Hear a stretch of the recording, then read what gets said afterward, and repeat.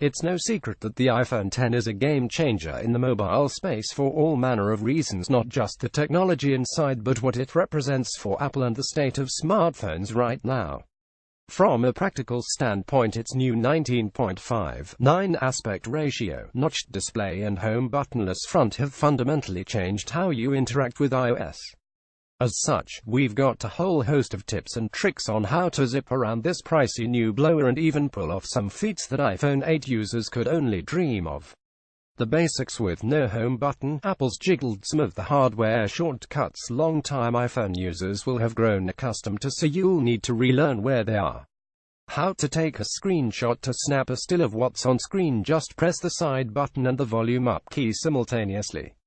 How to access Siri Long-pressing the side button now summons Siri, as does using the Hey Siri voice command, assuming it's set up. You can toggle this option on and off from the Siri search section at the settings menu. How to use Apple Pay. Double tapping the side button activates Apple Pay, but the phone needs to be able to see your face to authenticate the transaction using Face ID before anything goes through. Powering off with the side button now serving so many other functions. You can't simply hold it to bring up the power off control. Instead, hold the side button and either volume button to access the slide to power off interface instead. Advanced actions. With everything we've covered so far, you should now be able to swipe, tap and press your way around your iPhone X without too much trouble, but there's so much more it's capable of.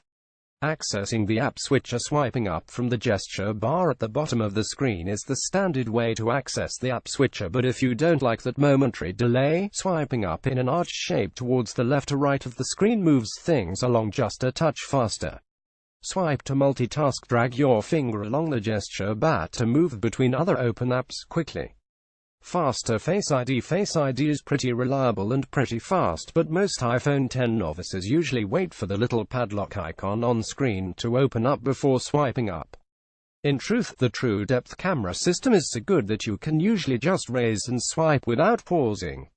Bringing back reachability. If you're prone to one-handed use, then the iPhone XS tall display will undoubtedly give you some trouble, that is, unless you switch on reachability, which shifts the entire interface downwards momentarily to make elements near the top more accessible. To activate it, head to Settings, General, Accessibility, and then flip the reachability toggle found under the Interaction section. From then on, simply swipe down on the gesture bar to move the phone's UI. Why this feature isn't enabled by default is unknown, but once you start using it, you'll realize that it's a necessity if you want to navigate iOS efficiently. Tap to wake. The iPhone X not only sports raise to wake but also tap to wake as well, letting you simply tap the screen once to wake it up and check for notifications at the time. You can disable and enable this feature from Interaction menu found in the same directory as detailed in the previous tip. How to screen record. Screenshots are great, but thanks to iOS 11 you can now record video of what's going on screen. Open Settings, head to Control Center and then select Customize Controls to add screen recording to the list by tapping the green icon on the subsequent screen. From then on, when accessing Control Center, you'll see a new icon that when pressed initiates a screen recording after a 3-second countdown. When pressed again, recording stops and the video file is immediately stored in the Photos app. Checking battery percentage. With a small amount of screen real estate on either side of the iPhone XS infamous notch, Apple has removed the ability to see the battery percentage on screen at all times. Instead, opening Control Center by swiping down from the top right will reveal the battery percentage too. Alternative ways to open apps. Whilst reachability is one way to get to apps that are difficult to reach one-handed, there are a couple of other convenient alternatives to simply tapping, which might be easier in certain situations. For one, you can simply ask Siri by using the Hey Siri Wake command and then asking it to open the app of your choice. The second option is to use Spotlight. Swipe downwards on any of your home screens to bring up a search bar on keyboard, then type the name of the app you're after and tap on the relevant result. Bringing back the home button. Going for a near bezel-less design meant getting rid of the iPhone's iconic home button, but that doesn't mean swiping the gesture bar around is now the only way to jump back home and navigate to between apps. Switch on Assistive Touch in the phone's accessibility menu and you'll then see a floating button which can be configured to behave exactly like the iPhone home button of old. Bring up a special floating menu with a range of actions, including summoning the notifications center and control center. You can also configure different behaviors for single taps, double taps, long presses and 3D presses. Force quitting apps. Whilst Apple has now confirmed that force closing apps in the pursuit of better battery life is a futile endeavor, there will still be times when one app or another locks up or misbehaves in such a way that shutting it down is the only option. To pull this action off on the iPhone X, open the app switcher with the swipe up arc motion we covered earlier and then long press on the app you want to shut down. A red minus symbol will then appear which you can tap to close your chosen app. Longer Animoji. Recording Animoji are one of the iPhone XS star features, using the phone's true depth camera system to map and track your face in order to turn you into an animated cat, or fox, or even a poop emoji. The biggest drawback is that clips are limited to just 10 seconds at a time if you use the native tools within iMessage. Luckily, there are ways around this artificial threshold with a little fiddling.